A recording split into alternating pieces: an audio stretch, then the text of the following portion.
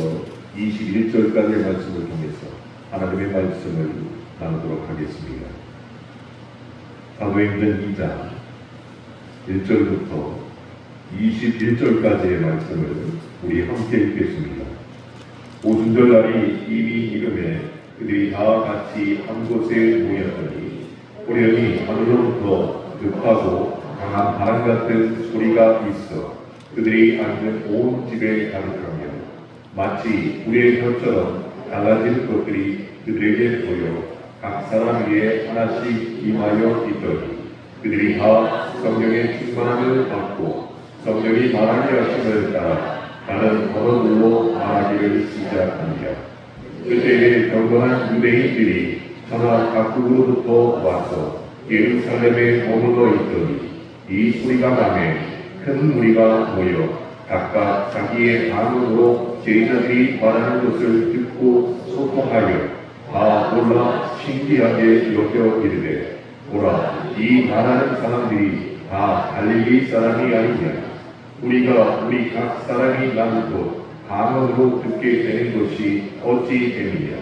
우리는 바데인과 메데인과 엘람인과 또 메소포타미아, 유대와 갑바도기아, 본디와 알리사, 루기아와 밤빌리아, 애국과 및 구레네에 가까운 리디아 여러 지방에 사는 사람들과 로마로부터 온 나그네 곧 유대인과 유대교에 들어온 사람들과 그레네인과 아라비아인들이라.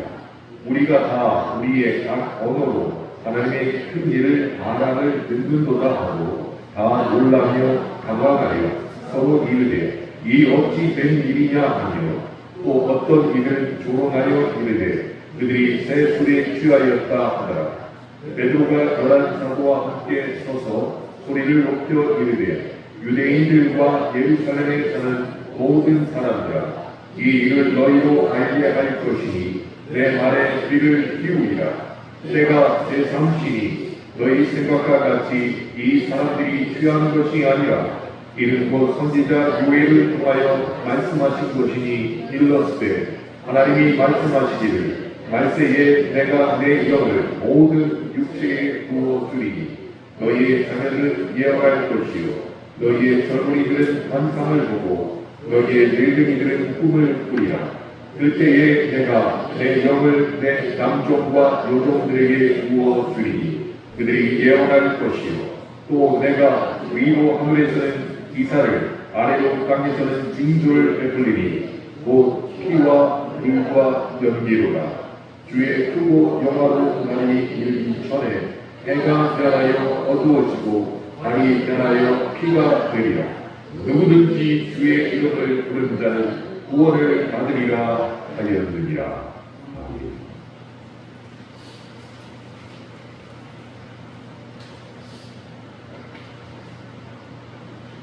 주일날 예배를 마치고 몇 시간이 지나지 않아서 우리가 함께 다시 이 자리에 모였습니다. 오늘 남예배에 돌라와 야일에 대해서 말씀을 드렸습니다. 아비멜렉 그 뒤, 아비멜렉 이후에 사사로서 정권을 잡고 구원을 일으키는 평화시대의 사사가 누구였다고 말씀드렸죠? 돌라였습니다. 돌라 이후에 다시 사사가 등장했죠. 그 사람은 27년 동안 평화시대에 이스라엘을 이끌었던 사람입니다. 이름이 뭐라고 했죠? 그렇죠. 야일입니다. 듣고 잊어버리는 의사가 여러분에게 충만한 것을 다시 한번 깨닫게 되었습니다. 기억하시기 바랍니다. 돌라와 야일처럼 평화시대에 우리 가정과 교회에서 평화를 길게 유지하는 일을 내가 감당해야겠다라는 소명을 마음에 꼭 간직하시길 바랍니다. 제가 요즘 들어서 사사기를 연구해서 사사기 말씀을 드리고 있는데 사실은 지난 주일이 성령 강림 주일이었습니다. 그래서 오늘 저녁에는 성령 강림 주일에 합당한 말씀을 사도행전 2장과 그리고 창세기 11장을 통해서 여러분께 드리려고 합니다. 성령 강림절이 언제인가? 교회력을 보면 부활절로부터 50일째 되는 날이 성령 강림 주일입니다. 지난 주일이 되었습니다. 주님이 약속하신 성령이 오순절에 우리에게 임한 사건, 그 날을 반드시 기억하자라는 의미고 교회에서는 성령 강림절을 지키고 있습니다. 그리고 성령이 임하신 이후에 그 이후에 교회가 탄생한 것이기 때문에 목자들은 성령 강림주의를 교회의 생일이다라고 표현을 하고 있습니다. 성령 강림주의 또 어떤 용어로 쓰이고 있다고요? 교회의 생일이다 이렇게 쓰이고 있습니다. 그래서 성령 강림절이 되면 두 가지 본문을 놓고서 많은 선교가들이 이 날을 기념하고 있습니다. 첫 번째는 우리가 읽었던 사도행전 2장 1절부터 22절까지 내용이고 그 전에 창세기 11장의 내용을 또한 사도행전 2장 말씀과 연결시켜서 이야기하고 있습니다. 창세기 11장의 내용은 여러분이 잘 아는 내용이죠. 바벨탑 이야기 사건입니다. 그럼 어떻게 바벨탑 이야기와 그리고 사도행전 2장에 나오는 성령 강림과 방언 사건이 연결되어질까? 어떻게 생각해 보면은 이 두 이야기는 상반된 이야기처럼 들립니다. 한 사람은 언어를 흩은 사건이었고 한 사건은 언어를 다 알아듣게 하는 사건이었습니다. 다른 내용 아닙니까? 라고 얘기할 수 있습니다. 그런데 이 두 이야기를 통해서 오늘 저녁 저와 여러분은 우리의 소통 방식과 그리고 공동체의 현실을 되돌아보는 기회로 삼았으면 좋겠다라는 생각이 듭니다. 먼저 창세기 11장의 바벨탑 이야기를 짧게 말씀을 드리겠습니다. 너무나도 단순한 이야기입니다. 사람들이 한어를 사용하면서 거대한 탑을 쌓으려 했습니다. 그런데 하나님이 그들의 언어를 혼잡하게 하셨고 결국에는 흩으셨습니다. 어렸을 때 저는 이 이야기를 들으면서 하나님처럼 높아지려는 교만한 생각을 인간이 했을 때 하나님께서 반드시 벌하신다라는 이야기로 듣고 또 그렇게 생각을 하게 되었습니다. 하지만 목사가 된 이후에 창세기 11장을 다시 한번 깊이 연구해 보니까 창세기 11장에서는 그보다는 더 깊은 의미가 있다는 것을 보게 됩니다. 여러분 한번 생각을 해보십시오. 그 당시에 바벨탑을 건설하는 사람들이 바라던 목표가 무엇이었을까요? 하늘에 닿으려는 거대한 탑을 쌓으려던 사람들이 도대체 무슨 목표를 가지고 그 거대한 공사를 했냐는 것이죠. 창세기 11장 4절에 보면 이런 말씀이 있습니다. 우리 이름을 내고 온 지면에 흩어짐을 면하자. 그러니까 내 이름을 내고 우리가 흩어짐을 면할 수 있는 방법은 하늘에 닿는 탑을 쌓는 것밖에 없다라고 그들이 생각을 하고 있는 것입니다. 이 말씀을 통해서 볼 때 그 당시의 사람들은 선호들 간의 통일과 그리고 안정된 생활을 사모했다는 것이에요. 그것을 통해서 영원 불멸의 영성을 우리가 쌓아야겠다라고 느끼고 있었다는 것이죠. 얼핏 보면 이것은 매우 합리적인 목표인 것 같습니다. 사람들끼리 통일되기를 원합니다. 그리고 그 사회가 안정되기를 원합니다. 그래서 우리가 영원 불멸의 영성을 쌓아서 후대에 이것을 내려줘야 된다. 매우 합리적인 목표 같습니다. 그로 인해서 하나의 언어, 하나의 문화, 하나의 가치관으로 통일된 사회. 그래서 갈등도 오해도 없는 효율적인 공동체. 이것을 추구한 사람들이 바벨탑을 쌓는 사람들이었습니다. 그런데 이해가 안 되는 것은 왜 하나님은 그들의 매우 합리적으로 보이는 목표를 저지하셨냐는 것이죠. 하나님이 아무 이유 없이 그러지 않으셨다는 것을 우리가 알고 있지 않습니까? 4절, 방금 읽어드린 4절 그 뒷부분을 보면 이런 말씀이 나옵니다. 성읍과 탑을 건설하여 그 탑 꼭대기를 하늘에 닿게 하여 우리 이름을 내고 온 지면에 흩어짐을 연하자. 자, 우리 이름을 내고 온 지면에서 흩어짐을 연하자라고 말했습니다. 그러면 우리의 이름을 내는 것이 더 중요한 일일까요? 흩어짐을 연하자라는 것이 더 중요한 일일까요? 제가 보기에는 그들이 바벨탑을 쌓던 가장 큰 이유는 흩어지는 것을 연하려고 했던 것입니다. 왜 그들이 흩어지는 것을 이렇게 두려워했을까요? 서로 헤어져 약해질까봐? 서로 다른 생각을 하게 될까봐? 그래서 익숙하고 안전한 공동체가 무너질까봐 그들은 겁먹고 있었던 것입니다. 좀 더 유식한 말로 해볼까요? 바벨탑을 쌓는 사람들은 다양성과 차이를 매우 두려워했다는 것이죠. 언제든지 획일적으로 통일적으로 나가야 되는 것이었습니다. 차이를 인정할 수 없었습니다. 이런 면에서 볼 때 바벨탑은 인간이 교만해서 쌓은 게 아니라 인간이 두렵기 때문에 쌓았던 탑이 된다는 것이죠. 두렵기 때문에. 우리 안에 숨겨진 근원적인 불안과 두려움이 우리 가운데 바벨탑을 끊임없이 쌓게 합니다. 그런데 지금은 바벨탑이 없을까요? 제 생각에는 많은 사람들이 그 당시보다 더 많은 바벨탑을 쌓고 있는 것 같습니다. 아주 교묘한 형태의 바벨탑이 우리 주변에 있습니다. 여러분 다 휴대폰 갖고 계시죠? 휴대폰 갖고 계시죠? 휴대폰을 통해서 SNS로 서로 나누기도 하지만 정보도 많이 없습니다. 그래서 내가 무언가를 딱 클릭을 해서 그것을 집중해서 보게 되면 다음부터는 똑같은 그 장치에 들어가면 내가 봤던 것들이 계속 연달아서 뜹니다. 계속 뜹니다. 제가 요즘에 자동차를 좀 몇 개를 봤어요. 소형 SUV를 자꾸 클릭을 통해서 보게 되었습니다.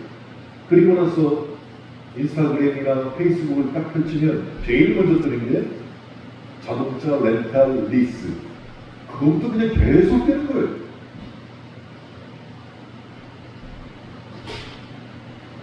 알고리즘이라는 것이 있습니다. 내 취향을 분석해서 내가 좋아할 만한 콘텐츠들을 내가 요청하지도 않았는데 계속 보여주는 것이. 저만 그럴까요? 내가 좋아하는 생각, 내 마음에 드는 의견, 나와 비슷한 가치관을 가진 사람들의 이야기들을 계속해서 나에게 정보로서 제공을 해줍니다. 그래서 나 같은 생각을 하는 사람들이 이 세상에 참 많이 있구나 라는 것을 느끼게 해주죠.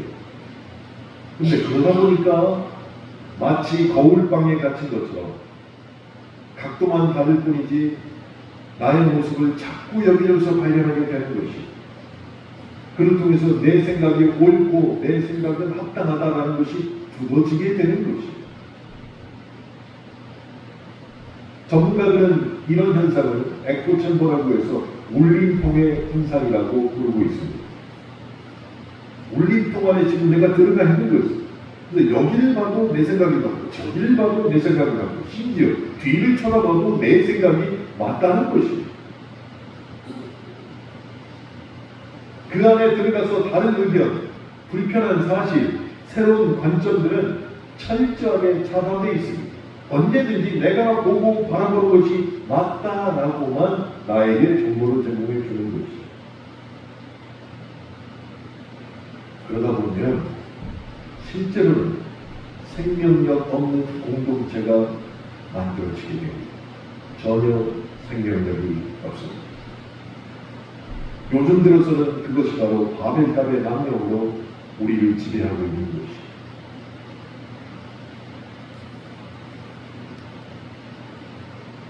인문학을 하나님께 쓰신 한지훈 목사님과 지난주에 독서 모임을 했습니다. 그런데 지금 그분이 또 계약을 하고 쓰시는 책이 AI 시대에 대한 책이에요. 그래서 어떻게 책을 쓰신 건가 미리 얘기를 좀 들었습니다. 여러분, 여론조성이라는 게 있지요. 여론조성. 여론을 조성하는데 이 사람 저 사람의 생각을 데이터를 수집해서 다 모아서 보게 됩니다. 근데 그 중에 여론을 제일 많이 주장하고 제일 조장하는 게 무엇이냐? 사람이 아니라는 것이죠. AI입니다. 전 세계적으로 여론 조성하는 데 있어서 제일 큰 영향을 미치는 것이 사람이 아니라 AI가 지금 하고 있다는 것이죠. 깜짝 놀랐습니다. 그래서 그 생각에 동조하면 좋은 사람이 되는 것이고 그 생각에 동조하지 않으면 좌파가 되는 것이죠. 그게 바벨탑의 망명인 것입니다. 자, 그러면은 지금 바벨탑 망명에 휩싸여 있는 많은 사람들에게 교회는 어떻게 그들의 생각을 깨우치게 할 수 있냐는 것입니다. 오순절 사건밖에 없다는 것입니다. 오순절 사건. 우리가 본문을 읽었던 사도행전 2장 오순절 성령 강림 사건을 말씀을 드려보겠습니다. 성령이 임하자 제자들이 각국의 방언으로 말하기 시작했습니다. 그랬더니 세계 각지에서 온 사람들이 제자들은 자기 말로 얘기하는데 듣는 건 내 언어로 듣게 되는 것이 놀랍지 않습니까? 이것은 우리도 해갈 수 있는 기술이에요. 제가 이번에 일본에 갔어요. 목사님들, 사모님들 33번 모시고 일본 성지 순례 여행을 갔는데 물건을 사고 싶은데 다 일본어만 써 있어요. 그러니까 목사님이 어떻게 하냐면 휴대폰을 딱 들어서 렌즈를 딱 눌러가지고 그 물건을 딱 비춥니다. 그러면 내 휴대폰에는 한글로 변환돼서 다 써져요. 한글. 일본 사람이 와서 뭐라고 얘기하면 잠깐만요 얘기하고 휴대폰을 딱 갖다 대고 버튼을 누르면 그 사람은 일본어로 얘기하는데 내 휴대폰에는 한글로 번역돼서 딱 써있는. 그리고 내가 버튼을 누르고 한국말로 얘기하고 딱 보여주면 그 사람은 일본어 보면서 의사소통이 자연적으로 되는 거예요. 깜짝 놀랐어요. 70이 넘은 목사님들이 다 휴대폰 들고 다니면서 알아서 쇼핑을 하는 거예요. 찍어봐서 이건 얼마고 이건 얼마고 다 하시는 거예요.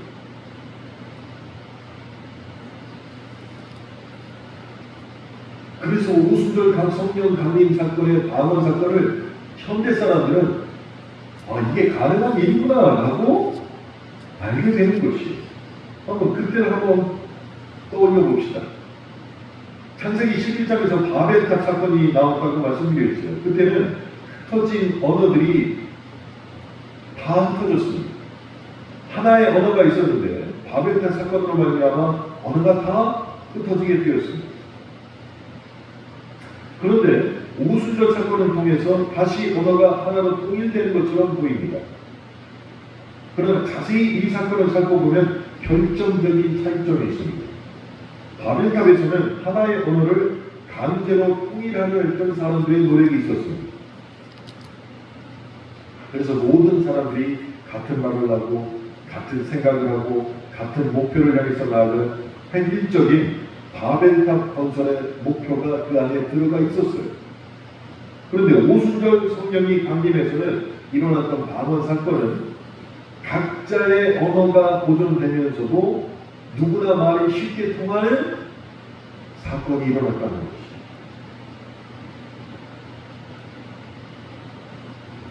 오순절 성령 강림 사건의 방언 사건은 고린도전서에 나오는 천사의 언어처럼 사람들이 못 알아듣는 말이 아니었습니다. 다 알아듣는 말이 되었어요. 제자들은 대부분이 갈릴리 사람들이었습니다. 방언이 굉장히 심했습니다. 그 사람들이 갈릴리 언어로 얘기했는데 듣는 사람들은 자기 모국어로 듣게 되었습니다. 얼마나 신기한 일입니까? 다양성이 사라지지 않으면서도 진정한 소통이 이루어지는 곳. 성령께서 이 땅에 오셔서 제일 먼저 하신 일이 그 사건이었어요. 다양성을 존중하면서도 소통이 이루어지게 하신 것, 성령의 첫 번째 역사였어요.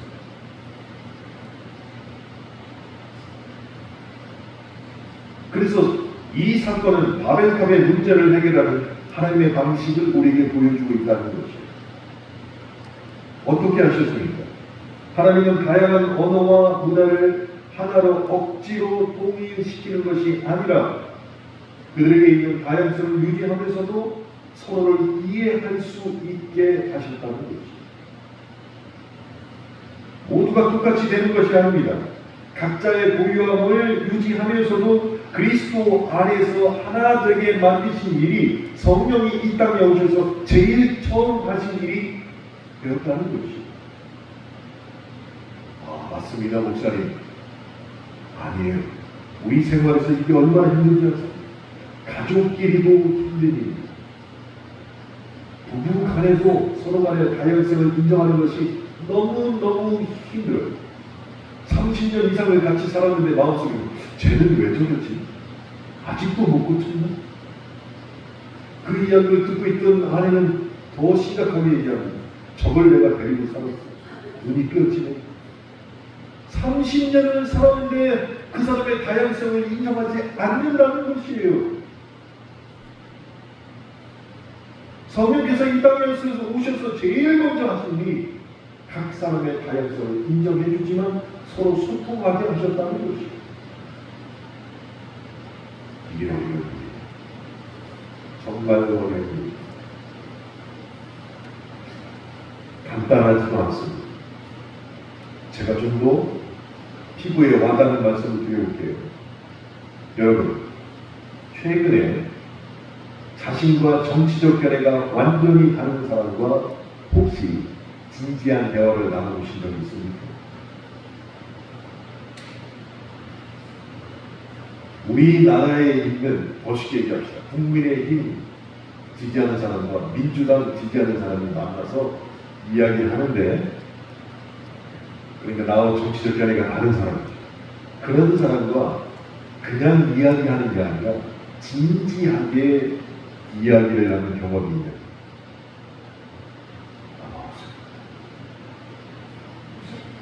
저는 적을 서로 간에 그럴 거예요. 차이점은 하나입니다. 정치적 견해가 다른 것.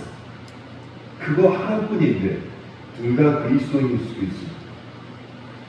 둘 다 견실하게 가정을 꾸리고 살아가는 사람입니다. 둘 다 어떤 범죄도 짓지 않았습니다. 차이점은 딱 정치적 견해가 다른 사람. 그 사람과는 진지한 대화를 나누는 것조차 서로 불편하다. 그래서 상대방의 다양성을 인정해 주는 게 너무너무 힘든 세상이에요. 다른 세대, 다른 직업, 다른 배경을 가진 사람들과 깊이 소통하는 경험을 해보셨습니까? 아마 없을 거예요. 대부분이 나와 같은 생각, 나와 같은 배경에 있는 사람들과 친하게 지낼 거예요. 그게 앞전에 말씀드렸던 울림통의 현상이라는 것이. 나와 생각이 비슷한 사람들만 무조건 만나는 것이. 다른 사람은 다 놈이에요. 미안합니다. 남자가 그래서 여기에요. 그래서 대화가 안 되는 거예요. 그 원인은 나한테 있는 게 아니라 네가 잘못했다는 거지.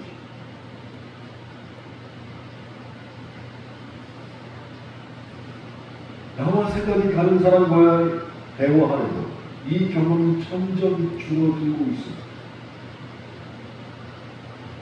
그러다 보니까 서로에 대한 이해와 공감의 능력이 또한 점점 줄어듭니다. 10대 청소년이 있는 가정에서는 이 일이 더 심각하죠. 그 아이들과 대화해 보면 어른들은 속이 까맣게 타버립니다. 제일 많이 하는 말이 뭘까요? 야, 공부 좀 해라. 야, 방 좀 제발 치워. 이렇게 얘기를 하면 아이들은 뭐라고 해요? 내가 알아서 할게요. 이렇게 그냥 말을 해버려요. 내가 알아서 할게요 라고 대답한 애가 스스로 당연히 즉각 움직이는 경우는 거의 없습니다. 그러니까 그 일이 계속 반복되면서도 충돌하게 되어 있어요. 가장 가까운 가족들이. 그런데 그 대화를 자세히 살펴보면 둘 다 이유가 있습니다. 공부 좀 해라, 방 좀 치워라, 그렇게 말하는 엄마의 말 속에는 자녀를 향한 걱정과 사랑이 담겨 있기 때문에 잔소리를 하는 것입니다. 그런데 내가 알아서 할게요 라고 하는 아이의 말 속에는 독립하고 싶어하는 욕구가, 그런 성장 욕구가 강하니까 그런 말을 하는 것입니다. 그래서 세대 간에, 가족 간에 정말로 진지한 대화를 하려면 표면적으로 드러나는 말이 아니라 그 말 안에 담겨있는 마음을 읽어낼 줄 알아야 진지하게 대화가 될 수 있다는 것입니다.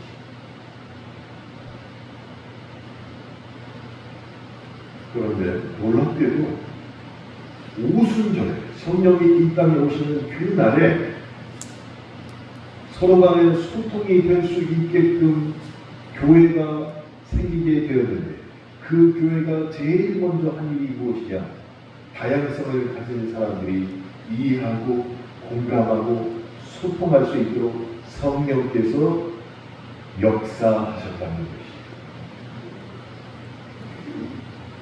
여러분, 제가 분명히 몇 번이나 말씀드렸지만 김치찌개 끓이는 방법을 놓고도 여자들끼리 머리 끓이고 자꾸 싸웁니다. 고기를 먼저 끓여야 되면 야, 아무 때나 그래도 똑같아. 하여튼 방법이 자기 고유가 있어요. 그래서 그렇게 끓여야만 맛있다라고 주장을 하는 거예요. 그게 뭔데, 들어가면 다 똑같은데. 그것도 소통이 안 되는데, 오순절 사건을 통해서 성령이 이 땅에 오셔서 제일 먼저 한 게 다양성을 인정해 주면서 서로 소통할 수 있게 역사하셨다는 것이죠. 사도행전 2장 9절에서 우리가 분명히 읽었습니다. 바데인과 메데인, 엘람과 메소포타미아, 유대와 가파도키아, 본디와 아시아, 브르길라와 밤빌리아, 읽기도 힘듭니다. 심지어 로마 사람까지 있었습니다. 그 사람들이 소통할 수 있게 성령이 역사하셨다는 것입니다. 그래서 교회는 이렇게 처음부터 다양한 민족과 언어, 문화가 어우러지는 공동체로 하나님이 이 땅에 세우신 것입니다. 이들을 하나로 묶는 것은 언어나 문화, 세대와 배경이 아니라 성령의 역사였다는 것이죠. 놀랍지 않습니다. 그럼 미국에 가면 노촌에서 광산이 있어서 금을 캐는 지역입니다. 땅을 파고 들여서 금을 캐는 게 아니라 이 바닥 위에 금이 나와 있어서 그걸 캡니다. 그런데 거기에 거주하는 사람들끼리 펜스를 딱 치고 못 들어오게 해요, 사람들. 거기 있는 사람들끼리만, 이전에 살았던 사람들끼리만 그 바닥을 해가지고 금을 캐서 팔고 1년 살고, 또 아이도 돈 필요할 때 야, 바닥에 이렇게 캐가지고 1년을 살아요. 그래서 다 공평하게 나가요. 거기에 교회가 딱 하나 있어요. 교회는 뭐라고 했어요? 이해하고 협력하고 소통해야 되잖아요. 그러니까 교회가 주관으로 금을 모아가지고 모두에게 나눠주는 역할을 합니다. 근데 그 교회에 목표가 딱 써 있어요. 뭐라고 써 있는지 아세요? 더 이상 새신자는 받지 않습니다.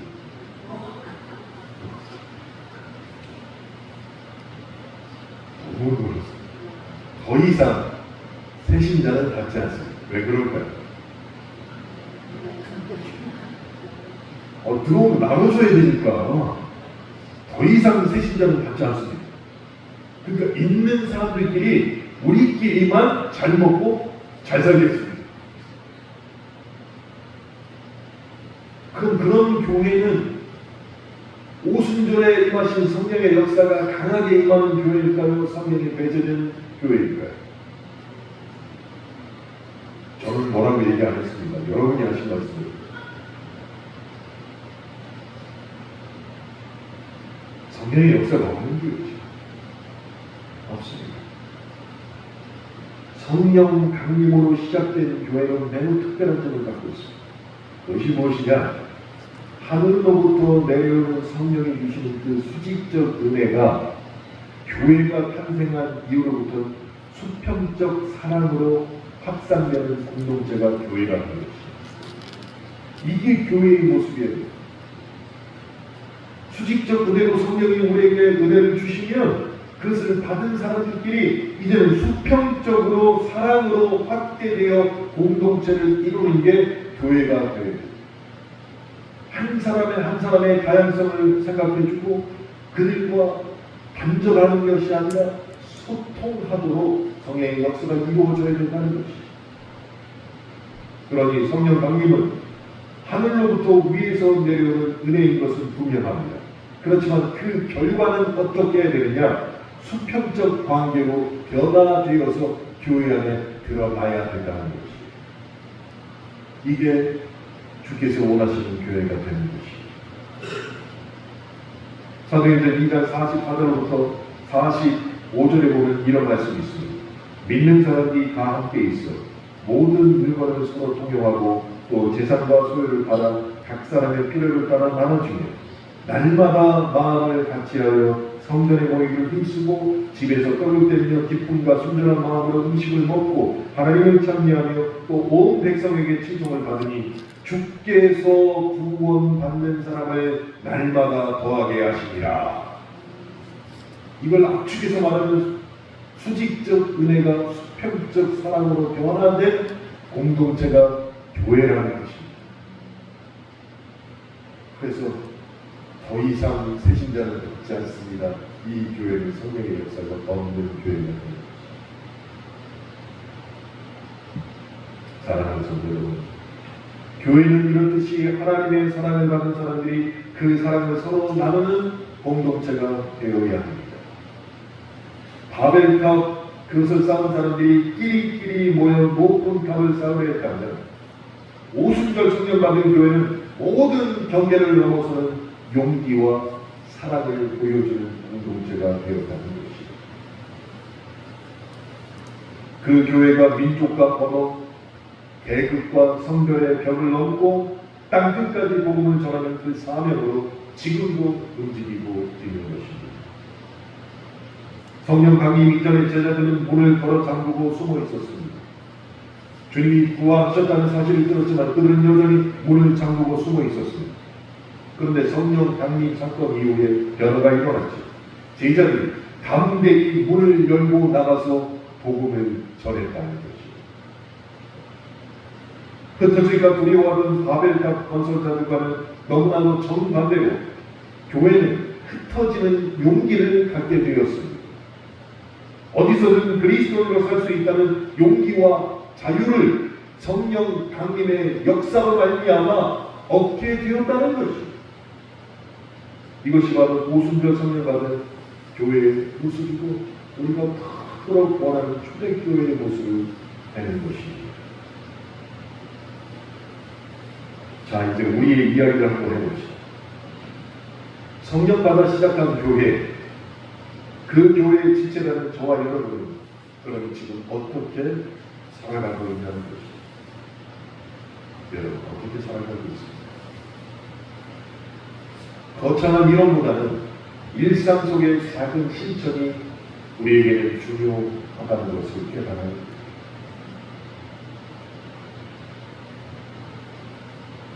그래서 오순절의 그 놀라운 기적도 우리의 작은 노력에서부터 시작될 수 있다는 것을 알고 있어야 됩니다. 그러면 우리는 우리의 삶의 태도를 조금씩 변화시켜야 됩니다. 어려운 것부터 말해볼까요? 혹시 여러분과 다른 의견을 가진 사람을 만나면 여러분 어떻게 하십니까? 나하고 다른 의견을 가진 사람, 아마 지금까지는 즉각 반박하셨을 것입니다. 얘기를 다 듣지도 않고 그거 아니요, 그런 소리 하던가요? 사람 좋게 봤는데 아니네? 아마 즉각 반박하셨을 거예요. 그런데 우리의 일상의 태도를 조금씩 변화시키고 즉각 반박하기보다 왜 이 사람은 이렇게 생각할까라고 반박의 태도를 한 템포만 늦춰보시기 바랍니다. 한 템포. 나와 다른 사람의 말을 끝까지 들어보고 그 마음을 이해하려는 노력, 이것이 우리에게는 매우 적었습니다. 그런데 오순절의 첫걸음을 우리의 생활 태도로 변화시키기 위해서는 첫 번째, 왜 이 사람은 이렇게 생각하고 말할까 하고 한 템포만 늦춰보라는 것입니다. 멀리 갈 일도 없습니다. 가만히 한번 생각해 보십시오. 우리는 교회에서도 얼마나 습관대로 믿음 생활하며 살고 있다는 것입니다. 여러분 안 그럴 것 같습니다. 저도 마찬가지입니다. 내 생활의 태도가 믿음 안에 그대로 들어와서 교회 안에 생활을 하면서도 내 습관대로 믿음의 생활을 하고 있다는 것입니다.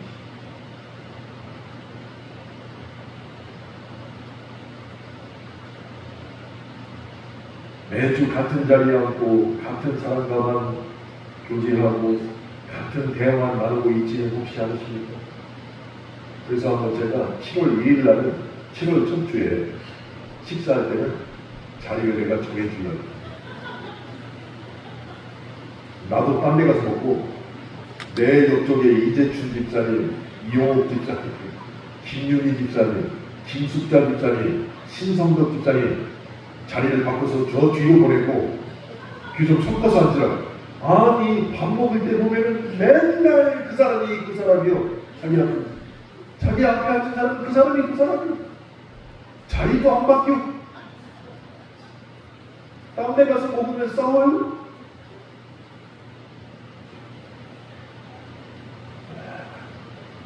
그냥 내가 편한 그 습관대로 밥 먹을 때도 그대로 셋인다고 내가 앞에 앉을까 봐 난 못 앉아 저 사람은.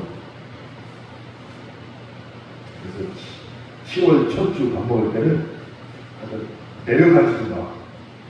선교 끝나고 인사하고 내가 먼저 내려가서 이름 적어서 여기 누구 이렇게 하고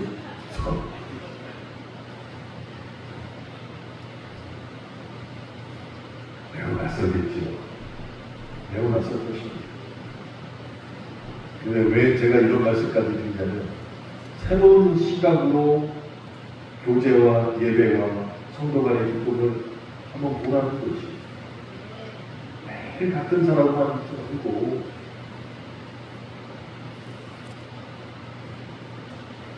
이렇게 말을 하지만 속으로는 반가운 분들이 있습니다. 내가 안고수 집사님하고 같이 앉아서 밥을 먹을 수 있습니다. 그리고 박명수 집사님 지금 속으로 내가 안 집사님하고 어떻게 밥을 먹을 수 있습니다. 원래 목사님 앞에 김숙자 집사님이 앉아가지고 밥을 먹을 때 이게 밥이 넘어갈까 봐 걱정이 지금 많으신 거예요. 걱정할 것 없습니다. 요한복음 14장 26절부터 27절을 보시면 안전지대와 평면을 넘어서는 그 힘을 성령이 우리에게 주신다고 말씀하고 있습니다. 우리는 언제나 내가 가장 안전한 지대에 있기를 원하고 편견을 내가 스스로 딱 정해놓고 있어요. 근데 그것을 넘어설 수 있는 힘을 성령이 주신다고 하셨습니다. 그게 보혜사예요. 어디에 가든지 너는 안전하다 라고 우리에게 확신을 주는 게 보혜사 성령이 되십니다. 즉 우리를 가르치고 도우시며 말할 바를 생각나게 하시는 성령을 주셨다고 우리에게 요한복음 14장 26절 27절에 말씀하셨다는 거예요. 그러니까 김숙자 집사님이 원로 목사님하고 딱 대면에서 밥을 먹을 때도 그렇게 말 잘하시는 김숙자 집사님이 계속 말할 수 있게 성령께서 인도하신다는 거예요. 방아가 잘 보이시네요.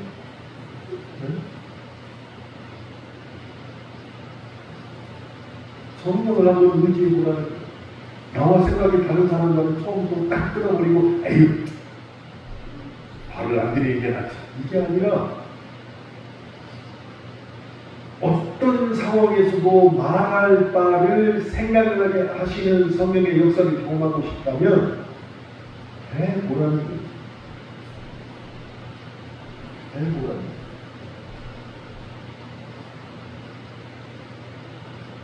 교회에서만 그런 것이 아닙니다. 가정과 직장과 내가 속한 삶의 영역에서 이것은 언제든지 실천할 수 있습니다. 여러분의 가정에서 가족 간의 말에 한번 귀를 기울여 보세요. 직장에서 다른 의견에 열린 마음을 한번 가져보시기 바랍니다.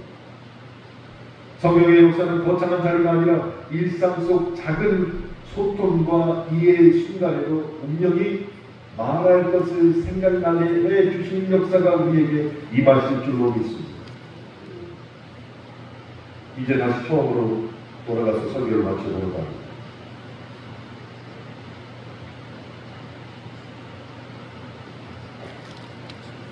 하나님이 바벨탑을 무너뜨리고 언어를 혼잡하게 하신 이유가 있습니다. 바벨탑 이후에 언어가 혼잡해진 것을 보면은 그것은 하나님이 분명히 저주하셨다라고 우리는 쉽게 생각을 하게 됩니다. 그럴 만한 이유도 있습니다. 소통이 어려워지고 오해가 생기고 갈등이 발생하니까 저것은 하나님이 저주하셨다라고 우리는 생각한다는 것이죠. 그런데 다른 관점에서 바벨탑 사건을 한번 생각해 보십시오. 여러분, 언어는 존재의 집이라고 많은 사람들이 얘기하고 있습니다. 언어를 통해서 모든 것이 존재할 수 있다고 얘기하는 거죠. 제가 대학교 다니면서 철학 수업을 들었는데 말도 안 되는 얘기를 들었어요. 여러분이 지금 나를 보고 있죠. 고개를 돌려보세요. 그러니까 교수님이 안 보이잖아요. 교수님 앞에는 큰 탁자가 있었습니다. 그리고 다시 나를 보세요. 고개를 돌렸더니 탁자 뒤에 교수님이 있었습니다. 맞지요? 그런데 그분이 그러시는 거예요. 여러분이 고개를 돌린 순간 탁자는 없어진 것입니다. 뭐 말도 안 되는 얘기를 하고 있는 거예요, 지금. 아니, 고개를 돌렸는데 멀쩡한 탁자가 왜 없어져? 이게 존재의 이유가 돼요.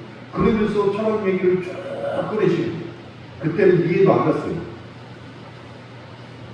그런데 생각해보니까 언어가 존재의 질이에요. 그렇다면 언어가 다양한 건 그만큼 다양한 존재의 질들이 있다는 것이죠. 그렇게 바벨탑 사건을 생각해보면 하나님이 언어를 다양하게 만드시고 그리고 흩으셨다는 건 저주라기보다는 인류 문명과 다양성과 풍요로움을 온 세상에 흩으셔서 더 다양한 생각을 할 수 있도록 하신 건 아닌가, 긍정적으로는 그렇게 생각할 수 있을 것 같습니다. 왜냐하면 하나님의 창조가 그렇습니다. 창조주 하나님은 다양한 동식물을 만드셨습니다. 이 세계에서 조화와 질서 가운데 그들이 살아갈 수 있도록 하셨습니다. 바벨탑 사건도 그렇게 보면 미시적으로는 인간을 향한 저주와 징계로 보입니다. 그런데 성경 전체와 인류사 전체를 통해서 그 사건을 보면 이 모든 일들은 하나님의 경륜 안에 들어있는 섭리라고 이해할 수 있다는 것이, 그 사건 역시도 하나님의 섭리 안에 들어있다라고 말이죠. 그렇다면 지금을 한번 생각해 보십시오. 소통이 사라지는 이 시대에 그리스도인들이 해야 될 숙제가 있습니다. 소통을 다시 이어주는 일을 우리가 감당해야 합니다. 사랑하는 성도 여러분, 우리 교회가 이 시대의 작은 오순절이 되기 위해서는 분열된 세상 가운데서 화해와 소통의 다리 역할을 감당하는 교회가 되어야 합니다. 그래서 바벨탑의 두려움을 넘어서 오순절의 용기로 획일성을 강조하는 이 세상에서 다양성의 조화를 이루어낼 수 있도록 교회가 나서야 한다는 것입니다. 바로 그 자리에 주님께서 우리에게 약속하신 온전한 생활을 주기 위해서 보혜사 성령님을 주셨습니다.